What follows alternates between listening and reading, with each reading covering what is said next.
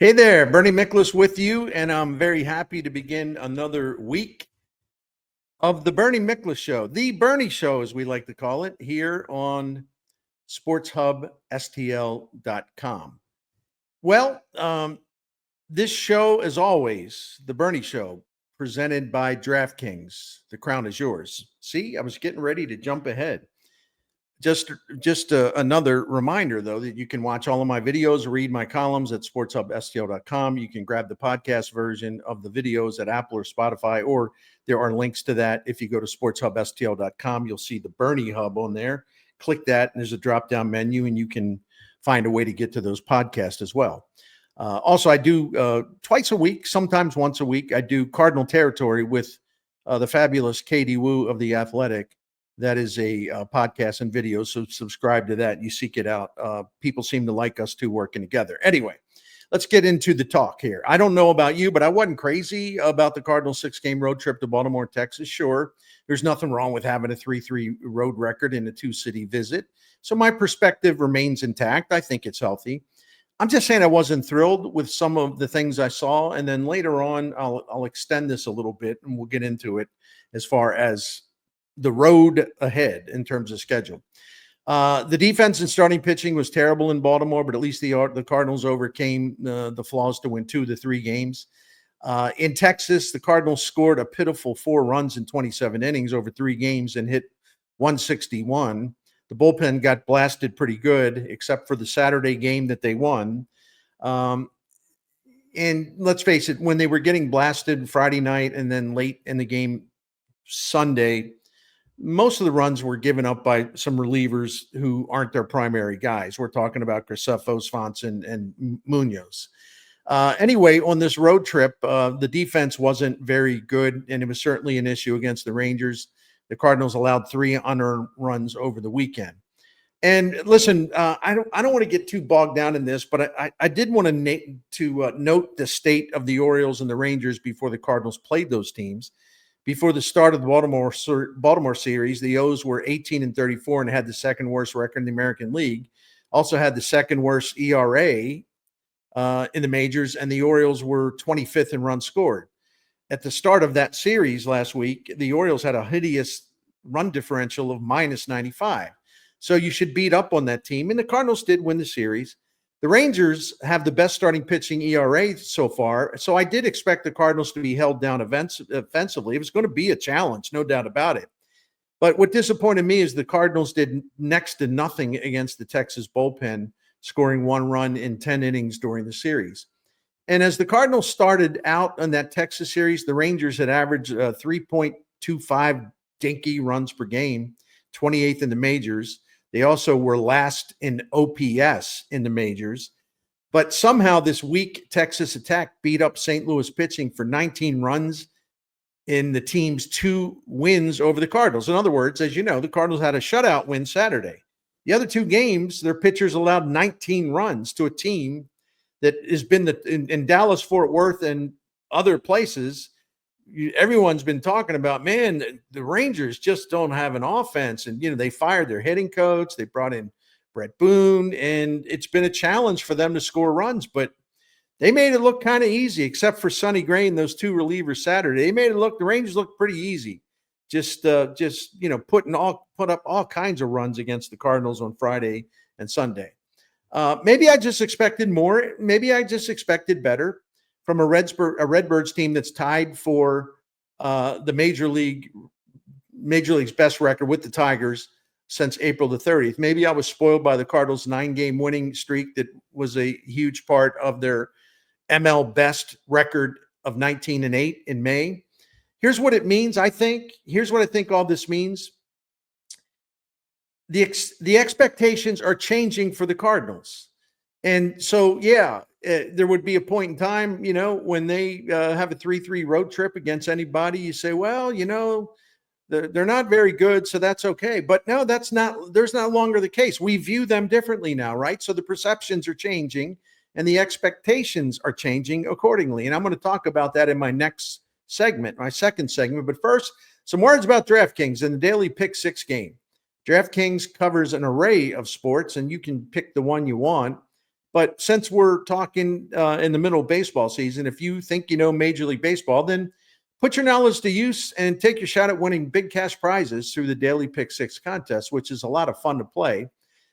In DraftKings Pick Six, you just focus on player stats. You select anywhere from 2 to 6 players on that day, right? And they don't have to be on the same team.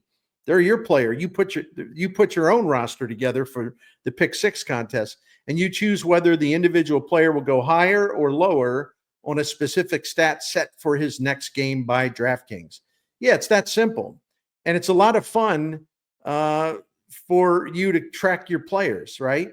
And to take your best shot at winning. But the best part is the winning. That's the most entertainment here on DraftKings Pick Six. Pick Six available in most states, including Missouri, California, Texas, Georgia, and more. You'll enjoy tracking your selected players while the games are in progress, but the most entertaining part of this is winning. And you can do that at DraftKings. It's really easy to get going. You just download the DraftKings app, you open an account, you choose your sport, you pick your players, and you go for it. New players at DraftKings will get $50 in Pick Six credits instantly with just a $5 entry. So download the DraftKings Pick Six app right now. Do it soon and use the code STL Sports. That's code STL Sports for new customers to play $5 and get $50 in Pick Six credits. Better payouts, bigger wins, only with Pick Six from DraftKings. The crown is yours. Gambling problem? Call 1-800-GAMBLER. Help is available for problem gambling. Call 888-789-7777 or visit ccpg.org in Connecticut. Must be 18 and over. Age and eligibility restrictions vary by jurisdiction. Pick Six not available everywhere, including New York and Ontario. Void where prohibited. One per new customer. Bonus awarded as non-withdrawable Pick Six credits that expire in 14 days. Limited time offer. See terms at picksix.draftkings.com/promos. All right, let's get back to, or we'll open segment 2 here on Monday's Bernie Show. Second segment. I've already acknowledged 3 things so far in this video. First, I don't think there's anything terribly wrong with a 3-3 road trip, even against weaker competition. With that in mind, number 2, I was disappointed by multiple aspects of the Cardinals' performance in those 2 road series. And 3, my complaints over the flawed baseball over the last 6 games tells me that my expectations have changed rather dramatically when I look at the 2025 Cardinals. And depending on how you look at it, that's either a good or a bad thing, because before the start of the season, the Cardinals were listed at 25th among 30 teams in ESPN's power rankings, the preseason power rankings. The outlook was pretty much the same over at The Athletic, which put the Cardinals 24th in the preseason rankings. So, and most projection systems had the Cardinals finishing with a losing record in 2025. So let's take a look at the standings this morning. As of Monday morning, the Cardinals were tied with the Giants for the 8th best winning percentage in the majors so far. Given the bleak forecast, I would imagine that the Cardinals fans are pretty happy with the team's 33-26 record through the first 59 games. You know, considering all the doom and gloom and all of the bad forecasts and this and that and this and that, they have certainly risen above all of that, at least to this point. The Cardinals and Tigers, as I mentioned, but let's say it again, since over the last 30 games, the Cardinals and the Tigers are tied for the best record in the majors at 21-9. And really, the Cards' success runs deeper than that. Remember that road trip early on where they went to Boston and then Pittsburgh? They got beat up by the Red Sox, and then they lost 2 out of 3 to the Pirates. And the third game, which decided the series, you remember the Cardinals scored 1 run in 13 innings. They were not looking good at all. And but I from the end of that road trip and starting with April 11th, the Cardinals are 28-19, and that might be better than you would think when I said 28-19. The only 2 National League teams to do better than the Cardinals since April 11th are the Cubs and the Mets. And the Cardinals are tied with the Phillies for the 3rd best record in the National League since April 11th. So the Cardinals recovered from a 10-15 start with great determination and a lot of very good baseball. And it's a likable team. And it's a team I love to watch. And I should never forget that. And you know what? I don't forget that. That said, and here's where I am. I don't know if you want to call it a quandary. Not really. But I don't know if the Cardinals can sustain their success. since winning 13 out of 14 games from May the 4th through the 17th of May, the Cardinals have leveled off, going 7-6 in the last 13 games. But before you get ready to zing me in a good comment, right? Let me call a timeout on myself here to ask a question. Does anyone of sound mind think the Cardinals were going to continue to play 800 baseball? And that's what they did in the 20 games before they headed out to Baltimore and Texas. They were 16-4 before this road trip. 16 out of 20 games, that's an 800 winning percentage, and that's not sustainable, right? So when I talk about them leveling off, I think the leveling off was inevitable. It doesn't mean, oh my gosh, that's it for them. You see, they're returning to what they were, what we thought. They're just going to fall out of the race. No, I'm not saying any of that. I don't think any of you are saying that either. But I think it's fair to wonder which direction they're going to go, because we are stuck in between here, sort of. I didn't like how the Cardinals looked before they began the season, losing. I should say I didn't like the way they looked when they started the season, losing 15 and 25 games. I love the way the Cardinals looked when they won 16 out of 20 games over that excellent stretch in May. Listen, I don't think the Cardinals were as bad as that 10-15 start indicated. A lot of that had to do with a really poor bullpen, a problem that was addressed when they sent Ryan Fernandez to the minor leagues, and then regrouped and kind of rearranged that bullpen starting April 25th. It's been pretty good, really good for the most part since then. On the other hand, if I'm trying to be realistic here, I don't think the Cardinals were as good as indicated by their 16-4 blitz that we just talked about, which leads me to a question, and I'm going to discuss it in my third segment of the Bernie Show. The question is, who are the 2025 Cardinals? What are the 2025 Cardinals? First, a message about Blue Chew, gentlemen, especially those of you around my age. And yeah, I am 66 and proud of it. Please listen.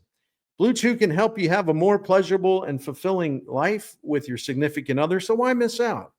What are you waiting for? I'm pleased to tell you about the value and the benefits of Blue Chew. Why? Because I've been there and done that. It's easy to take care of the problem. I mean, this affects a lot of men in our country. So there's no reason to avoid a solution. Blue Chew is the original brand offering chewable tablets for enhanced intimacy. Think of Blue Chew this way. And I saw this because a Mets broadcaster said it during a TV game over the weekend when he was promoting Blue Chew. He said, chew it and do it. I mean, that's all I need to say, right? And you will get your first month of Blue Chew free. You're just a few clicks away, and it's easy. Sign up at BlueChew.com. You consult with one of their licensed medical providers, and once you're approved, you'll receive your prescription within days. Blue Chew tablets are made in the USA and shipped directly to your door. It's all done online. There's no visits to the doctor's office, no awkward conversations, no waiting in line at the pharmacy. No. You just order online and you are good to go. There's nothing more attractive to your partner than confidence, and Blue Chew can help you get to where you want to be. We got a special deal for our listeners and viewers. Try your first month of Blue Chew free when you use the promo code Bernie. Just pay $5 shipping. That's the promo code Bernie. Bernie, that's me. Visit BlueChew.com for more details and important safety information. And we thank Blue Chew for sponsoring the Bernie Show. All right, here's the final segment of this question, which I'll repeat. Who are the 25 Cardinals? What are the 2025 Cardinals? Are they closer to the team that started out with a 10-15 record, or are they more in line with the team that went 16-4 over the previous 20 games before taking to the road at Maryland and in Texas? Here's the deal. I don't think I have to answer that. I'm not afraid to answer any question, but there's really no point in answering this today to try to take some stance that to me seems kind of irrelevant, because you don't need to take a stance on this now, because we're going to find a lot of answers over the next 4.5 weeks, 5 weeks of baseball.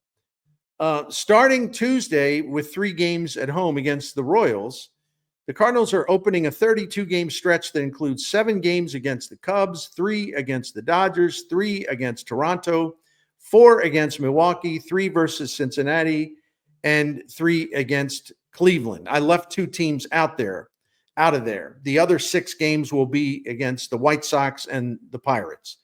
So this 32-game test, if you want to chop it up a little bit, will include 23 games against teams that currently have winning records: Royals, Dodgers, Blue Jays, Brewers, and Guardians.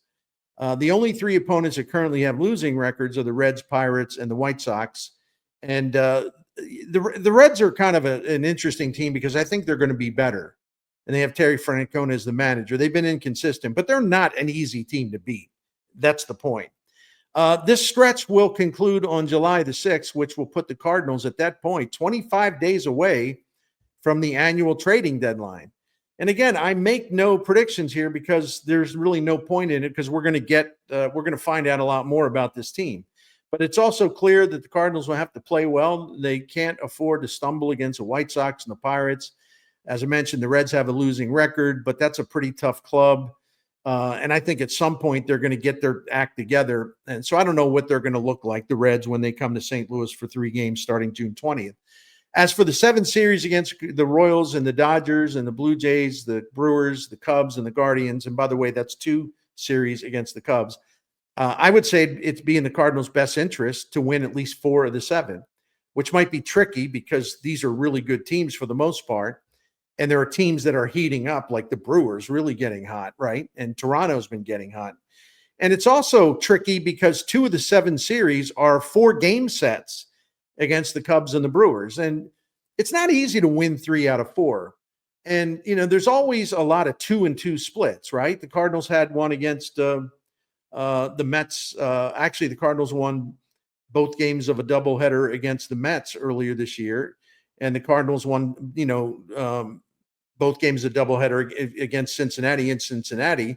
So they got away with a 2-2 split there. But what you don't want to do is go, in other words, I'm saying a 2-2 split in these 2 4-game series they have coming up. I mean, that would be typical. So I wouldn't get outraged about it unless the Cardinals in the 2 games they lost, like absolutely coughed up a win that they should have put away, right? Then it's different. You look at it differently. But that's just one part of the schedule, the quality of the teams they're going to be playing, right? The other part of this schedule is the lack of off days. And this is pretty intense. Cardinals have not had to go through something like they're about to go through starting tomorrow. They're off today, and after that, they're going to play 13 consecutive games before their next scheduled day off on June the 17th. And from there, the Cardinals then will play 19 consecutive games before their next day off scheduled on the 7th of July. So that's 32 games in 33 days. That is a heavy, heavy load. And there's going to be a lot of things on the line here. Cardinals pitching depth, is it going to hold up? The starters won't get as much rest, which likely means manager Oli Marmol is going to go back to a 6-man rotation. But should that rotation include Steven Matz or Michael McGreevy? I ask this because Matz has been effective in the bullpen. I don't care that he gave up a couple runs at Texas yesterday. Dude's been really good in that relief role, and he's an asset there. Does it make more sense to bring McGreevy up and plug him in? He's certainly deserving of a spot in the rotation, even if it's only during this stretch, right? I think optimally you're going to look at Matz in the bullpen and then inserting McGreevy. I tell you what, I'll ask one of us will ask Oli Marmol about this tomorrow, Tuesday, during the Gas House Gang show on KMOX at noon Central Time on Tuesdays. Oli Marmol is a guest, and he's usually with us for about a half an hour, 40 minutes. So we're going to make sure to ask him about, are you going to switch to a 6-man rotation? And if so, who are the 6? It's really going to come down to whether they pull Matz out of the bullpen or not, really. The bullpen's going to be stressed just because of the workload, and we'll see a lot of relievers shuttling between St. Louis and Memphis, which means we're going to find out about how good the bullpen depth really is. We know the primary guys are good, although I'm a little concerned about Kyle Leahy. And a little later today, I'll have a column up at sportshubstl.com, and I'm going to talk about some of my concerns about the Cardinals starting this stretch. The Cardinals' offense has been inconsistent. The hitters are going to have to avoid a lot of cold spells over the next 32 games. Defense has got to get back to solid gold caliber instead of us watching more of the sloppy play that's kind of surfaced lately. Here's the thing that's interesting. By the time the Cardinals have their scheduled by the time the Cardinals have their scheduled off day on the 7th of July, there's going to be only 71 games remaining on their regular season schedule. And July 7th will put them, as I mentioned earlier, after they come back on July 7th, they resume on July 8th. They're getting closer and closer and closer to the trade deadline. So the way they perform over the next 32 games starting tomorrow figures to shape what John Mozeliak and the front office are thinking about how to act or what to do at the trade deadline. Now, the Cardinals could have a pretty good stretch and then maybe fall apart later in July. There's a lot of variables, right? That's all I'm trying to say. But yeah, I would think these next 32 games is certainly going to influence the Cardinals' thinking at the front office level about, well, what are we going to do at the trade deadline? And even then, after July 7th, they're going to have some times to ponder that question. But let's use the word test again here. All right. The long, challenging stretch of schedule is going to present several of them. A test of endurance, a test of pitching depth, a test of an offense that has had too many ups and downs over the last 2-3 weeks or so. There's a test in the form of those head-to-head matchups against some really good teams, especially 7 against the Cubs, 3 against the Dodgers, but the others as well. This will be a test of handling any adversity that surfaces along the way. And look, adversity is inevitable, just like a cool down from the record was inevitable. So will we see slumps? Will we see injuries? Well, I hope the slumps are short slumps, and I hope the injuries aren't serious. But if you are like me, as I mentioned, and you're wondering, well, who are these Cardinals really? They have 32 games to show us more, a lot more. And so we're going to know. And I'm really looking forward to this. I want to see how they navigate a block of games. The next 32 games represents about 20% of their entire regular season schedule. So this will be an adventure, and I am looking forward to it. Really can't wait to see the Cardinals show us who they are, right? Thank you for watching, and I appreciate all of you very much. Please leave your comments. Please hit the subscribe button. Please hit the like button. All those things I'm begging you to do. And keep reading me and watching me and listening to me at sportshubstl.com. Plus, I do the Cardinal Territory video with Katie Wu and the Gas House Gang with my friends and colleagues at KMOX. I appear on 5 of those shows each week.